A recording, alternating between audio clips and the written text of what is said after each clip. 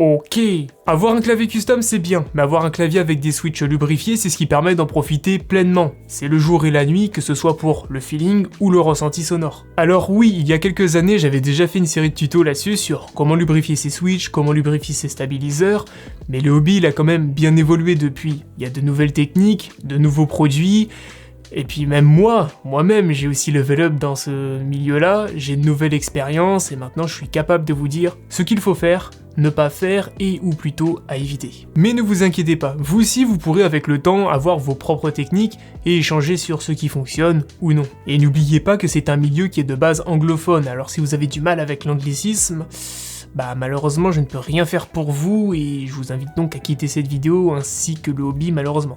Dans ma première vidéo, je me rappelle, on m'avait dit « Tu peux pas juste dire lubrifier à la place de lube ?» Effectivement, oui, là je peux faire un effort. Mais en général, les termes sont en anglais, donc on parle tous, on va dire, avec les termes en anglais, on se comprend tous, c'est plus facile. Comment choisir votre lube? Alors il y en a plusieurs. Il y a deux types, les graisses et les huiles. Les graisses sont plus utilisées pour les parties en plastique et les huiles pour les ressorts la plupart du temps. Le mélange des deux est assez pratiqué, notamment chez les Coréens, ils aiment bien ce mix. Alors moi j'ai jamais testé perso, ou disons à moitié, mais je vais y revenir un petit peu plus tard de ce que je veux précisément dire par là. Les deux graisses les plus connues étant la Kritox 205G0 et la Tribosys 3204. Même si cette deuxième se fait oublier de plus en plus et se fait remplacer par la 205G0. Kritox et Tribosys étant des marques, les nombres derrière signifient leur gamme. Plus le dernier chiffre est haut, plus l'indice de viscosité est élevé, et plus il est bas, moins la viscosité est élevée. Par exemple, la 204 sera moins épaisse que la 205, la 203 sera moins épaisse que la 204, et la 206 sera plus épaisse que la 205. Vous commencez un petit peu à comprendre le truc maintenant. Et bien entendu, c'est pareil avec la marque Tribosys. La 3204 n'étant de base pas recommandée pour les switches tactiles et linéaires, et bien je vois de plus en plus de personnes l'utiliser pour ces types de switch. Alors, encore une fois, il faut faire attention. Pour les switches clicky et tactiles, évitez les graisses avec une haute viscosité si vous êtes débutant. Je sais que certains utilisent de la 205G0 pour des tactiles, mais ils savent ce qu'ils font. Il faut juste ne pas toucher aux petites patounes. La 205G0 n'est de base pas recommandée aux débutants car elle est assez difficile à nettoyer si vous en mettez trop. J'aurais tendance à la recommander tout de même car c'est vrai que c'est la plus efficace, juste maîtrisez la quantité et faites gaffe à où vous l'appliquez, car moins vous en appliquerez, mieux c'est. Le fameux less is more, hein. Bien, pour lubrifier, quel matériel il vous faut? Il n'y a pas vraiment de prérequis, mais il y a certains outils qui vont grandement vous faciliter la vie et que je recommande fortement. Votre lubrifiant fraîchement choisi, ça c'est logique j'ai envie de dire. Un switch opener, ça c'est presque obligatoire. Car je me rappelle dans ma première vidéo, j'avais déclipsé toutes mes switches avec un tournevis plat. Mais je sais même pas comment j'ai fait, j'étais téméraire, c'est pas possible. Maintenant que j'y pense, mais... Bon, après c'est vrai que les switch openers c'était pas aussi populaire que maintenant, alors maintenant c'est devenu limite une norme et encore heureux j'ai envie de dire. Si jamais vous ne souhaitez pas en acheter un, ou pas encore du moins, vous pouvez toujours utiliser le top housing d'une Switch pour déclipser les pattes d'une autre. C'est la petite astuce de pro. Et vérifiez bien avant d'acheter un Switch Opener si vos Switch sont compatibles avec le Switch Opener. La plupart acceptent les Gateron, Kills et les Cherry MX. Parfois out menu, mais vérifiez bien si c'est indiqué. Un pinceau, mais un pinceau assez fin de préférence, qui est capable de recouvrir les côtés d'une Switch. Moi j'en utilise deux, un carré pour les côtés et un en pointe épaisse pour le tour du rond. C'est juste une question d'ergonomie perso. Un outil qui vous fera grandement économiser des douleurs au pouce, un stem holder, alias Pick-up Diamond Tool, pour faire tenir les stems tranquillement sans problème. Tous les objets seront en description, bien entendu j'ai oublié de préciser. Prenez une feuille de sopalin pour vos doigts car tôt ou tard vous aurez du lube sur vos doigts et pour éviter d'en mettre partout, une feuille de sopalin, je vous jure ça sauve. Et en dernier, une lube station, certains ont tendance à dire qu'ils remarquent pas vraiment de gain de temps, mais moi je la vois, surtout pour l'ergonomie, donc je vous la recommande fortement. C'est un support qui vous permet de gagner pas mal de temps, surtout dans la fluidité du mouvement, vous pouvez en faire en série et c'est vraiment cool. Si possible, prenez 4 petits ramequins, comme ça vous déclipsez et triez toutes les parties d'un coup, ce qui vous fera gagner énormément de temps puisque vous serez très bien lancé. Et toutes ces petites parties possèdent un nom, vous vous en doutez bien, et donc il est assez important de les connaître et de savoir de quoi on parle. La partie du dessus, c'est le top housing, c'est le cache en plastique qui permet de fermer la Switch et de sécuriser le tout. Le stem, c'est la partie plastique avec le bout en forme de croix qui vient faire accroche avec la keycap. On parle souvent de compatibilité MX stem. C'est tout simplement la compatibilité entre la Switch et la keycap. Le spring, ou le ressort, la force d'actuation peut être plus ou moins lourde ou légère en fonction du grammage de celui-ci. Le metal leaf, ou la feuille de métal, elle est reliée jusqu'au pin en dessous de la switch et permet d'envoyer l'information prise en compte au PCB quand une entrée est détectée qui est elle-même ensuite envoyée au PC. Et le bottom housing, c'est le cache du fond, c'est la base qui supporte tout et vient en complément du top housing. Alors, un truc que j'ai remarqué, c'est que souvent pour ces parties-là, il y a plusieurs noms qui sont donnés pour chaque partie. Je trouve ça vraiment dommage, mais en tout cas, gardez bien en tête, les noms que je vous ai donnés, c'est les noms de manière générale, on vous comprendra et c'est plus facile.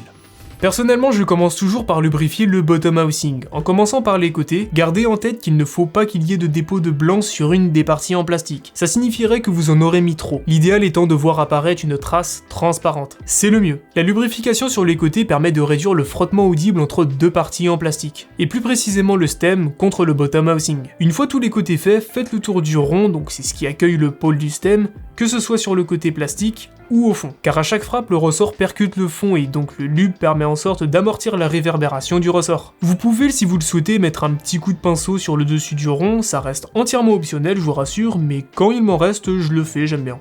Pour le metal leaf, en général, j'y touche pas. Si je le touche comme ça, vite fait, en ayant fait le tour du rond, ok, pas de problème, c'est du plus. Mais je ne vais pas forcer le fait d'aller le lubrifier exprès, je préfère bien lube les pattes du stem. L'activation ne pourra plus se faire, donc l'information ne circulera plus. Moi, j'y touche pas parce que je veux pas faire un effet me chie dessus, et en plus, j'y ressens pas vraiment de différence. Encore une fois, c'est vous qui voyez, juste maîtrisez la quantité. C'est le plus important. Pour les ressorts maintenant, là, il y a deux écoles. La première technique, c'est la plus populaire maintenant, vous vous en doutez tous, le baglube. C'est-à-dire que tu prends un petit sachet en plastique, tu mets quelques gouttes de 105G0, tu mets tes ressorts, tu refermes bien, t'essayes d'appuyer de manière homogène sur les ressorts pour que le lube aille partout, et tu secoues, tu secoues, tu secoues pendant une dizaine de secondes, et c'est prêt. C'est la méthode la plus rapide, et ça c'est clair, mais il y a un mais. Le risque c'est que le lube n'aille pas partout de manière homogène sur tous les ressorts, et ça c'est vrai. Et donc, la deuxième méthode, c'est la plus optimale mais aussi la plus lente, vous vous en doutez tous, c'est de prendre son pinceau avec de la 105, de la 205, enfin quoique vous pouvez aussi faire le mix 105 plus 205, et en gros vous lubrifiez tous les ressorts à la main. C'est le plus long.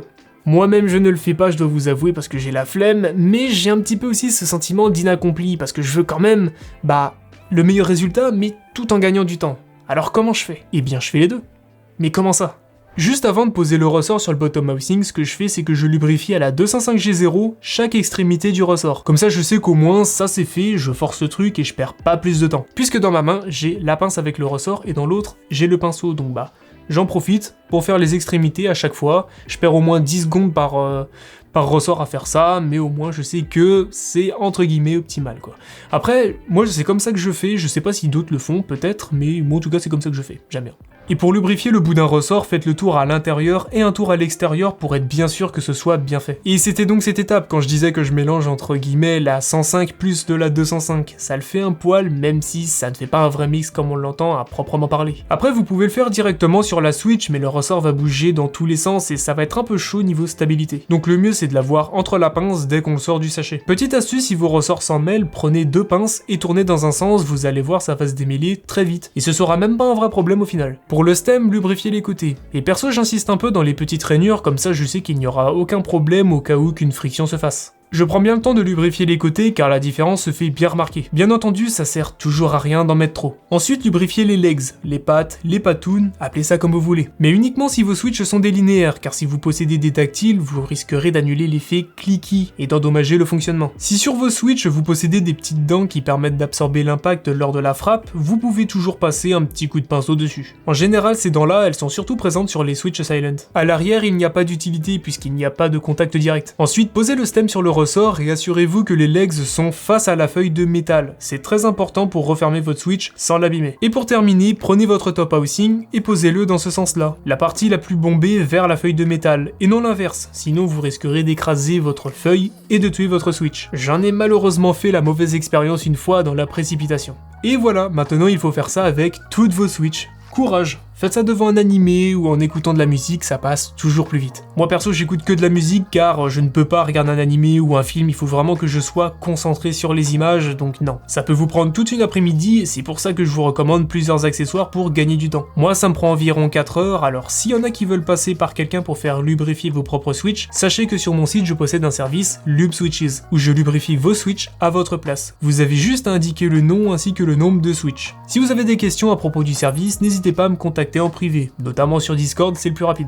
Voilà comment moi je procède pour la lubrification des Switch de mes claviers. En tout cas, si vous avez une question ou plusieurs questions, n'hésitez pas à la poser en commentaire, j'y répondrai justement avec plaisir. Bientôt on verra ensemble comment lubrifier ces stabiliseurs ainsi que les modes aussi, je vais essayer d'aborder ça. Bref, ça va être une vidéo très complète. Si vous ne souhaitez pas la rater, vous savez ce qu'il vous reste à faire. En attendant, moi je vous remercie énormément d'avoir regardé cette vidéo et on se retrouve très bientôt pour une prochaine vidéo.